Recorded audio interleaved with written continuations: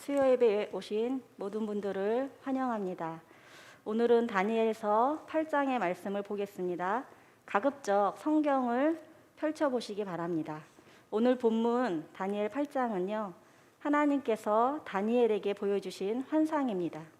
순양과 순염소의 환상인데요, 하나님께서 환상을 보여주실 뿐 아니라 또 들려주시기도 하십니다. 다니엘은 무엇을 보았고 또 무엇을 들었는지 우리 생각하시면서 본문을 읽겠습니다. 다니엘서 8장 1절부터 14절까지의 말씀 제가 먼저 읽고 교독하겠습니다. 구약성경 1246쪽입니다. 다니엘서 8장 1절. 나 다니엘에게 처음에 나타난 환상 후 벨사살 왕 제3년에 다시 한 환상이 나타나니라. 내가 환상을 보았는데 내가 그것을 볼 때에 내 몸은 엘람 지방 수산성에 있었고 내가 환상을 보기는 을레 강변에서이니라. 내가 눈을 들어 본즉 강가에 두 뿔 가진 순양이 섰는데 그 두 뿔이 다 길었으며 그중 한 뿔은 다른 뿔보다 길었고 그 긴 것은 나중에 난 것이더라. 내가 본즉 그 순양이 서쪽과 북쪽과 남쪽을 향하여 받으나 그것을 당할 짐승이 하나도 없고 그 손에서 구할 자가 없으므로 그것이 원하는 대로 행하고 강하여졌더라. 내가 생각할 때에 핫 순염소가 서쪽으로부터 와서 온 지면에 두루다니되 땅에 닿지 아니하며 그 염소의 두 눈 사이에는 현저한 뿔이 있더라. 그것이 두 뿔 가진 순양 곧 내가 본 바 강가에 섰던 양에게로 나아가되 분노한 힘으로 그것에게로 달려가더니 내가 본즉 그것이 순양에게로 가까이 나아가서는 더욱 성내어 그 순양을 쳐서 그 두 뿔을 꺾으나 순양에게는 그것을 대적할 힘이 없으므로 그것이 순양을 땅에 엎드러뜨리고 짓밟았으나 순양을 그 손에서 벗어나게 할 자가 없었더라. 염소가 스스로 심히 강대하여 가더니 강성할 때에 그 큰 뿔이 꺾이고 그 대신에 현저한 뿔 넷이 하늘 사방을 향하여 났더라. 그중 한 뿔에서 또 작은 뿔 하나가 나서 남쪽과 동쪽과 또 영화로운 땅을 향하여 심히 커지더니 그것이 하늘 군대에 미칠 만큼 커져서 그 군대와 별들 중에 몇을 땅에 떨어뜨리고 그것들을 짓밟고 또 스스로 높아져 군대의 주제를 대적하며 그에게 매일 드리는 제사를 없애버렸고 그의 성소를 헐었으며 그의 악으로 말미암아 백성이 매일 드리는 제사가 넘긴 바 되었고 그것이 또 진리를 땅에 던지며 자의로 행하여 형통하였더라. 내가 들은즉 한 거룩한 이가 말하더니 다른 거룩한 이가 그 말하는 이에게 묻되 환상에 나타난 바 매일 드리는 제사와 망하게 하는 죄악에 대한 일과 성소와 백성이 내준 바 되며 짓밟힐 일이 어느 때까지 이를꼬 하매 그가 내게 이르되 2300 주야까지니 그때의 성소가 정결하게 되리라 하였느니라. 아멘. 기도하겠습니다. 하나님 감사합니다. 우리에게 꿈을 주신 것도 감사한데 미래까지 허락해 주셔서 감사합니다. 다니엘에게 미래를 보여주셨던 것처럼 우리도 말씀을 통해 봉해진 하나님의 뜻을 열어가게 하여 주시옵소서. 과거의 상처 속에 사는 것이 아니라 어제의 내가 아니라 오늘의 나로 살아가게 하여 주시옵소서. 코로나 시대에 앞이 보이지 않아 힘들어하는 이들에게 다니엘 8장의 말씀이 위로가 되게 하여 주시옵소서. 감사드리며 이 모든 말씀 우리에게 미래를 주신 예수 그리스도 이름으로 기도드렸습니다. 아멘. 다니엘서 8장의 말씀을 가지고 우리에겐 미래가 있습니다. 우리에겐 미래가 있습니다라는 제목으로 말씀을 나누겠습니다. 하나님께서 우리에게 미래를 보여주신다면, 딱 한 가지 보여주신다면 무엇을 보고 싶습니까? 자녀들의 미래가 보고 싶습니까? 혹시 승진이 궁금하십니까? 어디로 이사해야 될지 알고 싶습니까? 많은 사람들이 미래를 궁금해합니다. 그래서인지 언제부턴가 시간을 소재로 한 드라마가 많이 등장합니다. 최근에 시치푸스라는 드라마가 있습니다. 혹시 보시나요? 네, 전혀. TV는 저만 보는 걸로. 시간을 소재로 한 드라마는 다는 아니지만 이런 공통점이 있습니다. 현재 어려움에 처한 사람이 있습니다. 이 사람을 누가 건져주나. 먼 미래에서 온 사람이 이 사람을 구원해 준다는 스토리입니다. 미래에서 과거로 온 사람, 이 사람을 시간 여행자라고 부릅니다. 미래를 아는 사람, 그 사람이 나의 구원자라는 겁니다. 사람들은 미래를 알면 행복할 거라고 생각합니다. 미래에 일어날 불행을 막을 수 있다고 생각합니다. 그래서 점집에 가고 또 신문을 보면서 오늘의 운세를 뒤져봅니다. 코로나 시대에 점집과 타로 카드를 보는 젊은이들이 늘어난다고 합니다. 사회가 어렵고 힘들수록 이런 현상이 더 나타납니다. 다니엘이 살던 시대도 마찬가지였습니다. 나라는 망했고 이스라엘의 미래가 보이지 않습니다. 절망의 한복판에서 앞이 보이지 않는 안개와 같은 시대에 하나님께서는 다니엘에게 미래를 보여주십니다. 앞으로 어떤 일이 일어날지에 대한 미래입니다. 하나님께서는 왜 환상을 보여주실까요? 하나님께서는 왜 미래를 알려주실까요? 또 미래를 알게 된 다니엘은 어떻게 살아갈까요? 우리 다니엘의 삶을 통해서 이 시대의 삶을 살아가는 방법을 배워보겠습니다. 다니엘서는 총 12장인데요. 반으로 뚝 잘라서 6장까지는 인물편이고요. 나머지는 환상입니다. 전반부 인물편을 보면 무슨 영웅담 같습니다. 왠지 나와는 거리가 먼 성경의 위인전 같습니다. 그러나 중요한 것은요, 환상입니다. 환상을 알고 앞에 있는 인물편을 봐야 이해가 됩니다.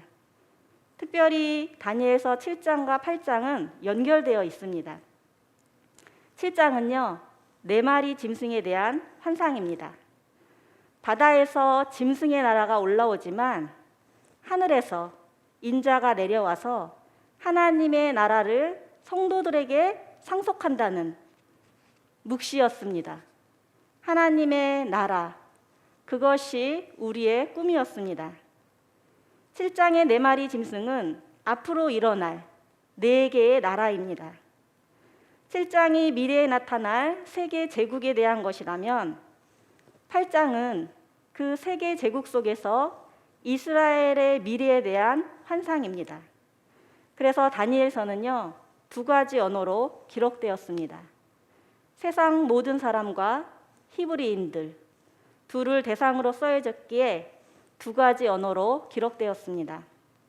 1장부터 2장 3절까지는 히브리어고요.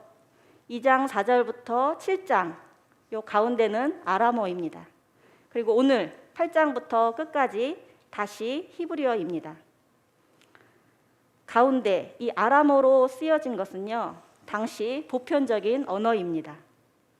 현재 영어가 세계 공용어인 것처럼 당시 중동을 중심으로 아람어를 많이 사용했습니다. 이것은 예수님 때까지 계속되었고, 그래서 간혹 예수님도 아람어를 사용하셨습니다. 이렇게 다니엘서 가운데 아람어로 기록된 것은 전 세계를 향한 하나님의 경영이 어떠한지를 말해줍니다. 이에 비해 처음과 끝 히브리어로 기록된 것은 히브리를 향한, 이스라엘 백성을 향한 하나님의 경영이 어떠한지를 보여주는 겁니다. 대상이 다른 거죠. 오늘 8장은 포로 시대를 살아가는 히브리인들에게 보여주는 환상입니다. 무엇을 보여주셨나? 우리 1절을 보겠습니다. 나 다니엘에게 처음에 나타난 환상 후 벨사살 왕 제3년에 다시 한 환상이 나타나니라. 이 환상을 보여주신 때는요, 아까 7장 실장의 환상을 보여주시고 3년 후에 다시 보여주셨습니다. 그런데요, 장소가 굉장히 특이합니다. 2절을 보겠습니다. 내가 환상을 보았는데 내가 그것을 볼 때에 내 몸은 엘람 지방 수산성에 있었고 내가 환상을 보기는 을레 강변에서이니라. 엘람 지방에 있는 수산성입니다. 수산성은요, 느헤미야가 살던 곳입니다. 그리고 에스더가 거주하던 장소입니다. 수산은요, 페르시아 시대 때 유대인들이 살았던 장소입니다. 그런데 다니엘은요, 지금 바벨론 시대에 살고 있습니다. 바벨론 시대에 살고 있는 다니엘에게 앞으로 다가올 나라 페르시아에 대한 환상을 보여주시는 겁니다. 다니엘이요, 미래에 가 있는 거예요. 세계 제국 속에서 히브리인들의 역사, 포로로 끌려온 이스라엘 백성의 역사를 다니엘에게 보여주십니다. 우리 3절을 보겠습니다. 어떤 환상인가? 내가 눈을 들어 본즉 강가에 두 뿔 가진 순양이 섰는데 그 두 뿔이 다 길었으며 그중 한 뿔은 다른 뿔보다 길었고 그 긴 것은 나중에 난 것이더라. 성경에서 뿔은요, 통치권을 얘기합니다. 순양이 나타났는데요, 뿔이 2개래요.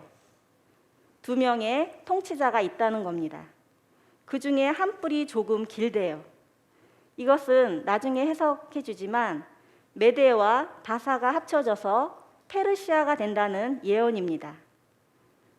이번에는요, 숫 염소가 나타납니다. 양과 염소 중에 누가 더 셀까요? 당연히 염소가 세겠죠. 우리 8절을 보겠습니다. 순염소가 스스로 심히 강대하여 가더니 강성할 때 그 큰 뿔이 꺾이고 그 대신에 현저한 뿔 넷이 하늘 사방을 향하여 났더라. 숫 염소는요, 헬라 제국 그리스를 말합니다. 헬라가 페르시아를 이기고요, 점점 강성해진 거예요. 원래 큰 뿔이 하나 있었는데 그것이 꺾이고 뿔 4개가 나왔다고 합니다. 한 명의 통치자가 아니라 4명의 통치자가 생겼다는 겁니다. 세계사에 따르면 알렉산더가 페르시아를 이기고 헬라 제국을 세웁니다. 그러나 너무 일찍 죽어서 후계자 구도를 세우지 못하고 그 이후에 4명의 통치자가 생깁니다. 넓은 영토를 4나라로 나뉜 겁니다. 이 중에 한 나라에서 안티오쿠스 4세라는 사람이 나타나는데 이 시대에 이스라엘 백성들에게는 극심한 박해와 핍박이 일어납니다. 어떤 박해인가? 11절 보겠습니다. 또 스스로 높아져서 군대의 주제를 대적하며 그에게 매일 드리는 제사를 없애버렸고 그의 성소를 헐었으며 군대의 주제는요, 하나님이십니다.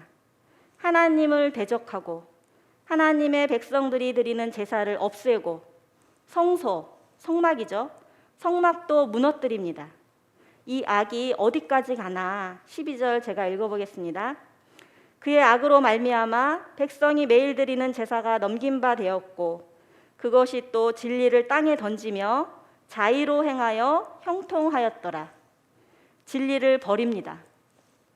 하나님에게 죄를 저지르고 하나님의 백성들에게 죄를 저지르고 하나님의 진리에 대한 죄를 짓습니다. 다니엘이요, 이 환상을 보고 깜짝 놀랍니다. 도대체 이게 무슨 뜻인가? 왜 제사를 못 드리고 성전은 왜 무너졌는가? 우리나라 미래에 왜 이런 일이 생기는 건가? 사실 지금도 포로 시대를 살아가는 다니엘에게는 쉽지 않습니다. 막연한 소망을 가지고 살아갔지만 미래의 모습도 그렇게 밝지는 않았습니다. 환상을 보고 너무 섬뜩하고 두려워했습니다. 이때 하나님께서 다니엘을 위로하십니다. 하나님께서 소리를 들려주십니다. 세상에 악이 팽배하고 군림할 때 거룩하신 하나님은 뭘 하셨나? 우리 13절, 14절 너무 중요해서 함께 읽어보겠습니다. 내가 들은즉 시작. 내가 들은즉 한 거룩한 이가 말하더니 다른 거룩한 이가 그 말하는 이에게 묻되 환상에 나타난 바 매일 드리는 제사와 망하게 하는 죄악에 대한 일과 성소와 백성이 내준 바 되며 짓밟힐 일이 어느 때까지 이를꼬 하매 그가 내게 이르되 2300 주야까지니 그때 성소가 정결하게 되리라 하였느니라. 거룩하신 두 분이요 대화를 하십니다. 도대체 하나님의 백성들이 억울하게 고통받는 일이 어느 때까지입니까? 끝이 있다고 하십니다. 마지막이 있다. 반드시 종말이 있다. 세상 마지막의 종말이 아니라 그들의 종말입니다. 다시 성소가 정결해진다는 거예요. 언제 정결해지냐면요. 2300 주야까지라는 거예요. 세상의 종말은 아니지만 그들의 종말입니다. 하나님은 여전히 보좌에 앉아 계시며 그분은 자기 백성을 기억하신다는 겁니다. 그러나 다니엘은요, 도무지 뜻을 알 수가 없었습니다. 환상을 보여주시고 들려주셨는데도요, 뜻을 알 수 없어서 괴로워합니다. 하나님께서 가브리엘 천사를 통해서 그 환상을 해석해 주십니다. 알고 보니 하나님을 대적하고 하나님의 백성들을 핍박하고 진리를 던진 그 악의 세력들은 마지막이 있다는 겁니다. 종말이 있다는 겁니다. 끝이 있다는 겁니다. 이것이 바로 다니엘이 본 순양과 순염소에 대한 환상입니다. 그렇다면 하나님께서는 다니엘에게 왜 이런 환상을 보여주셨을까요? 왜 미래를 들려주셨을까요?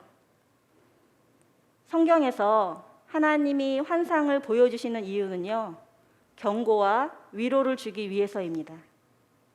하나님께서 무엇을 경고하시고 어떻게 위로하시나 다니엘서 8장을 통해서 우리는 두 가지를 알 수 있습니다. 첫 번째, 교만한 자나 교만한 국가는 반드시 망한다. 두 번째, 하나님이 보여주신 미래는 반드시 성취된다. 교만한 자나 교만한 국가는요, 반드시 망합니다. 이것이요, 성경이 가르쳐주는 역사입니다. 우리는 앞에서 다니엘서 4장과 5장을 통해서 느부갓네살과 벨사살 왕이 교만으로 인해서 망하는 것을 봤습니다. 개인의 멸망이 아니라 한 제국의 멸망이었습니다. 마찬가지입니다. 순양과 순염소, 페르시아와 그리스 역시 누구든 하나님을 대적하고 하나님의 백성들을 괴롭히는 나라는 반드시 끝이 있다는 것을 성경은 말하고 있습니다. 다니엘서 8장을 통해서 또 알 수 있는 두 번째는요, 하나님이 보여주신 미래 반드시 성취된다는 겁니다. 우리는 이 환상, 예언이 성취되었다는 것을 압니다.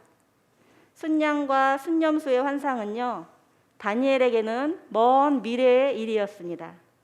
그러나 우리에게는 과거입니다. 실제 일어난 역사임을 우리는 세계사 속에서 확인합니다. 하나님께서는요, 다니엘에게만 미래를 보여주시는 게 아니라 자기 백성 모두에게 미래를 계시하셨습니다. 구약 백성들은요, 예언자들, 선지자들을 통해서 끊임없이 하나님이 들려주시는 미래를 확인했습니다. 하나님은요, 지금도 미래를 알려주셨습니다. 출애굽한 이스라엘 백성들이요, 가나안 땅에 들어가기 직전에 모압 평지에 모였습니다. 하나님께서 모세를 통해 미래를 알려주십니다. 신명기 12장 1절에 보시면요, 내 조상이 하나님 여호와께서 내게 주셔서 차지하게 하신 땅에서 너희가 평생에 지켜 행할 규례와 법도는 이러하니라. 내게 주셔서 차지하게 하셨답니다. 이 동사가요, 미래 완료형입니다. 하나님은요, 이미 주셨다는 거예요. 너희 그 땅 이미 차지했다. 들어가라. 내가 이미 준 거라는 거예요. 그러나 이들은 모압 평지에서 가나안 땅에 들어가려고 준비 중에 있었던 상황입니다.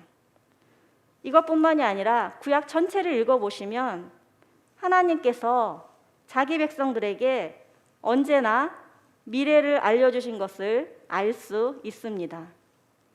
그들에게만 보여주신 게 아니라 2021년 우리에게도 미래를 가르쳐 주셨습니다. 우리 26절 다 함께 읽어보겠습니다. 이미 시작. 이미 말한 바 주야에 대한 환상은 확실하니 너희는 그 환상을 간직하라. 이는 여러 날 후의 일이니라 하더라. 하나님께서요, 다니엘에게 보여주신 환상 잘 간직하래요. 여러 날 후의 일이라고 하는데요, 여러 날이요 200년 후입니다. 이 환상 누구 보고 간직하라는 걸까요? 물론 1차적으로는 다니엘에게 하신 말씀입니다. 그러나 이 말씀은 동시에 우리에게 하신 말씀입니다. 하나님께서 예언하시고 계시하시고 알려주시고 보여주신 성경 잘 간직하라는 말씀입니다.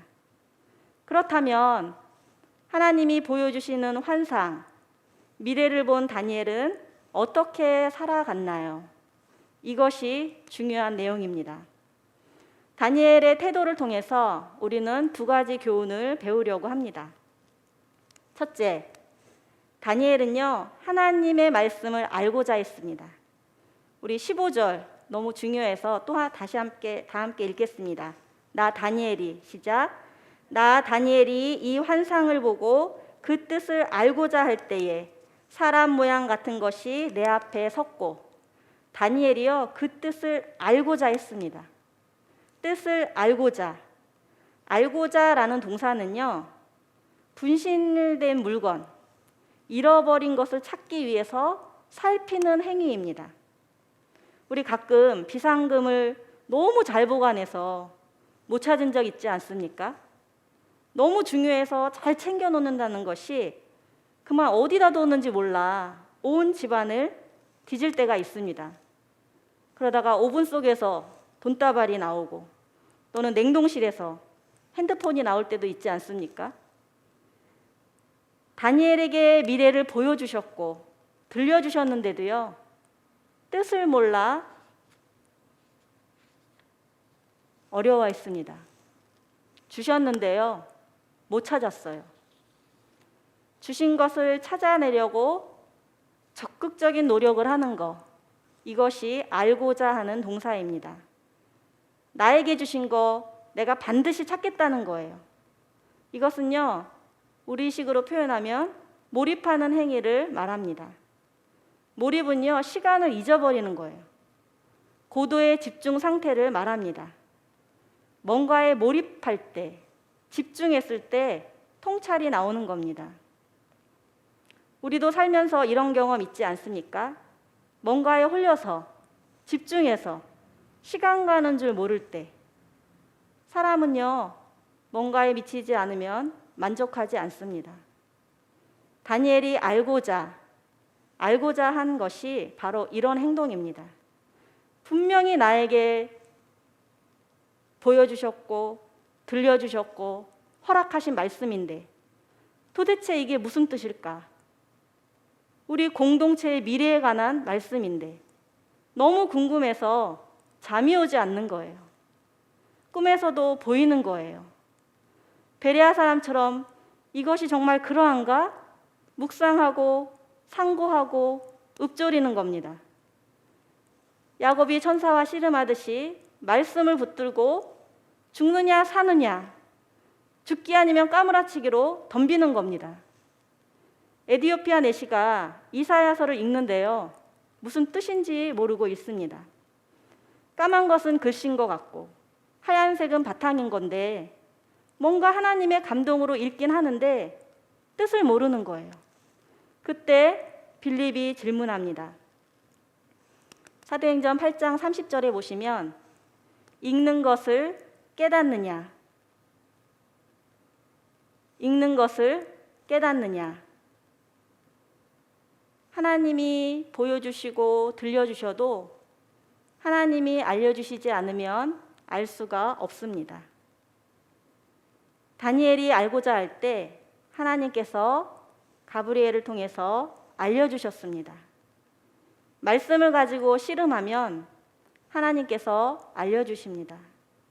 두드리는 자에게 문을 열어주십니다. 성경 읽는 거 너무 좋죠? 많이 읽는 거 금상첨화입니다. 그러나 가장 베스트는 바르게 읽는 것입니다. 다독도 좋지만 정독이 최고입니다. 성경 통독을 통해서 성경 전체의 숲을 봤다면 이제는 정독하는 겁니다. 다니엘처럼 알고자 고군분투하는 겁니다. 밤새 수학 문제, 한 문제 가지고 씨름하듯이 말씀을 가지고 깊은 샘물을 파는 거예요. 하나님을 경험하고 깊은 통찰력을 얻는 겁니다. 우리에게 열어놓으시는 미래를 밝히는 겁니다. 특별히 이런 자세는 말씀을 맡은 자들에게 반드시 필요합니다. 설교를 하는 사람, 성경을 가르치는 교사, 성경 공부를 하는 리더들에게 요구되어집니다. 물론 자녀를 가진 부모님들에게도 마찬가지입니다. 예언은요, 미래의 일을 말하는 게 아닙니다.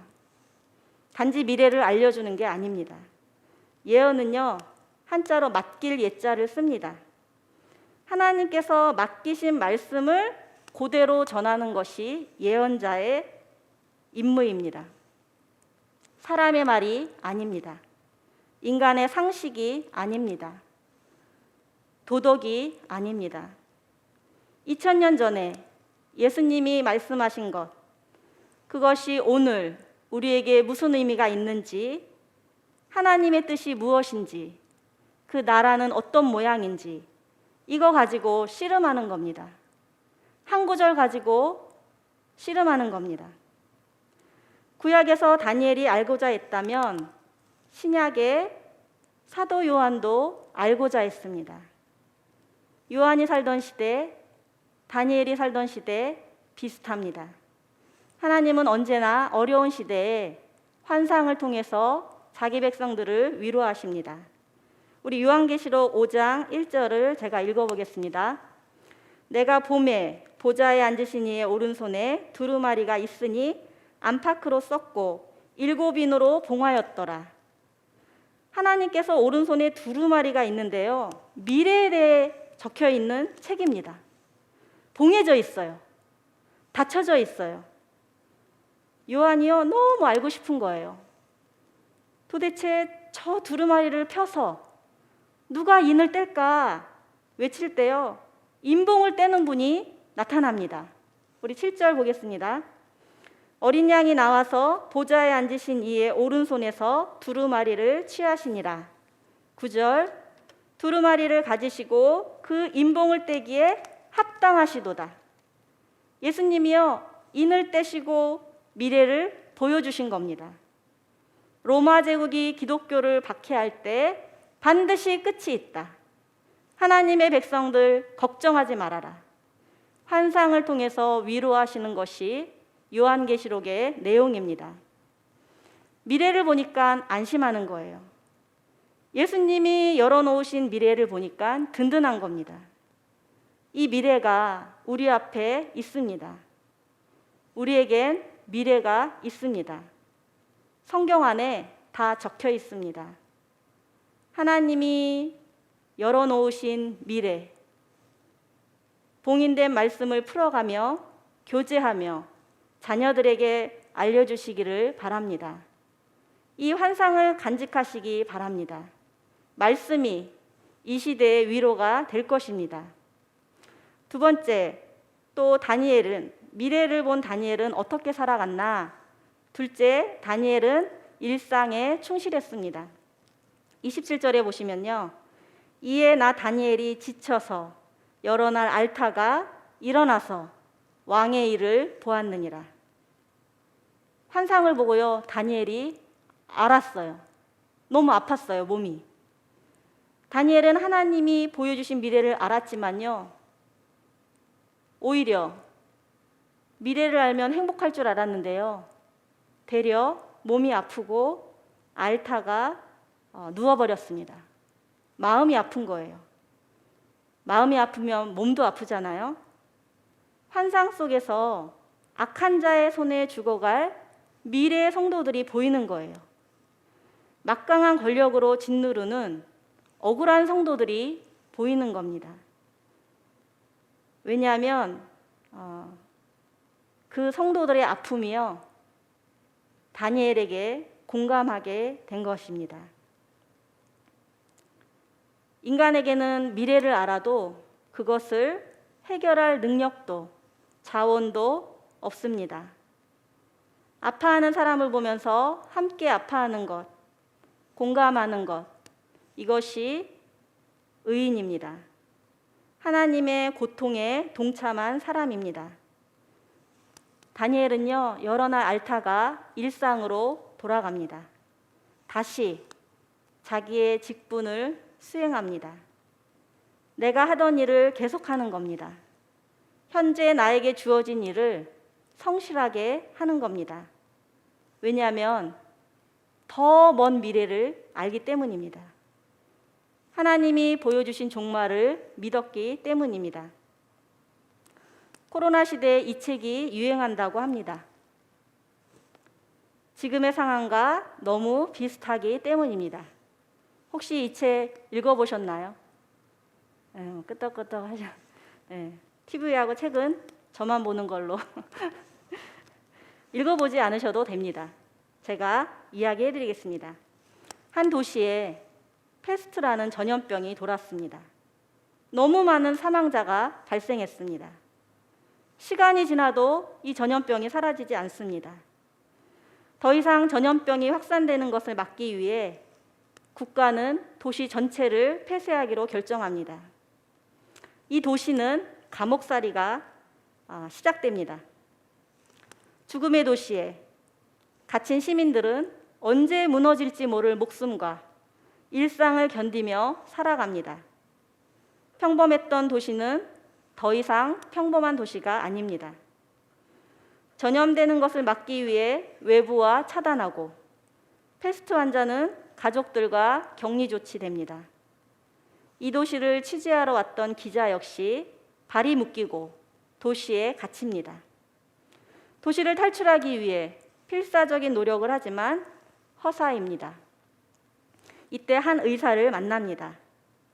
이 의사가요, 감옥 같은 도시에서 패스트와 싸우는 방법을 소개합니다. 우리는 어떻게 살아가야 되나? 바로 성실함이라고 합니다. 성실함이라는 것은 자기가 맡은 직분을 완수하는 겁니다. 그래서 의사는 도시를 떠나지 않고 자기 직분, 의사로서 환자를 돌보며 죽음의 도시에서 살아간다는 소설입니다. 저자는 인간의 삶은 부조리하고 고독하니 그것을 받아들이라는 겁니다. 인간은 던져진 존재니까 던져진 환경에서 그것과 도전해서 오히려 성실하게 살아가라고 도전합니다. 이것이 감옥 같은 도시, 감옥 같은 인생을 살아가는 최선의 방법이라고 제시합니다. 코로나 시대의 사람들이 어떻게 살아야 할지 모를 때 까미에게서 답을 찾고 있습니다. 지금 각자에게 주어진 직분에 최선을 다해라. 성실해라. 보기에 멋진 해결책 같아 보입니다. 그러나 미래를 모르는 인간은 내면의 불안과 공포와 절망을 극복할 수 없습니다. 다른 책을 하나 더 소개하겠습니다. 바로 성경입니다. 이것은 성경입니다. 제가 교회에서 성경을 소개하다니 저를 용서해 주시기 바랍니다. 모두들 열심히 읽고 계시죠? 다니엘처럼 분투하면서 사느냐 죽느냐 사활을 걸고 읽으시기를 추천합니다. 깊은 우물에서 물을 건지시기 바랍니다. 아무리 강조해도 지나치지 않습니다. 정말 강추입니다. 코로나 시대의 해결책은 패스트가 아니라 성경입니다. 왜냐하면 성경에는 우리의 미래가 있기 때문입니다. 우리에겐 미래가 있습니다. 미래를 본 사람은요, 현재를 어떻게 살아가는지 압니다. 다니엘이 그렇게 살아간 겁니다. 패스트에서 말하는 성실함, 다니엘의 성실함, 모양은 같아 보이지만 내면은 완전히 다릅니다. 내면이 불안하면 사람은 언젠가 정신적인 방황을 경험합니다. 말씀을 맺겠습니다. 진화론자인 영국의 헉슬러 교수가 강연 약속을 위해 급히 마차를 탔습니다. 한참을 달려갔는데 목적지가 나타나지 않는 거예요. 초조해진 헉슬러는 마부에게 다그쳐 물었습니다. 여보시오, 도대체 목적지까지 얼마나 남은 거요? 저는 모릅니다. 선생님께서 시간이 급하니까 빨리 달리라고 하셨지 어디로 가라는 말씀은 하지 않으셨잖아요. 저는 그저 빨리 달리기만 한 겁니다. 너무 당황스럽죠? 바쁘게 살다 보니 사는 목적을 잊어버리고 방향을 잃어버리고 뜻도 모르고 정신없이 살아갑니다. 사람들은 왜 그렇게 열심히 살아갈까요? 우리는 왜 그렇게 최선을 다해 전력 질주할까요? 미래를 모르는 사람은 부지런함, 성실함이 최선인 줄 알고 살아갑니다. 그러나 우리에겐 미래가 있습니다. 하나님이 환상으로 보여주셨고 들려주셨습니다. 예수님께서 우리의 미래를 열어놓으셨습니다. 성경 속에 우리의 미래가 다 밝히 보여졌습니다. 코로나 시대, 우리 앞에 있는 이 미래 알고 싶지 않습니까? 자녀들이 물어보면 뭐라고 대답해 주시겠습니까? 하나님께서 우리의 눈을 열어서 감추어진 말씀을 보게 하실 겁니다.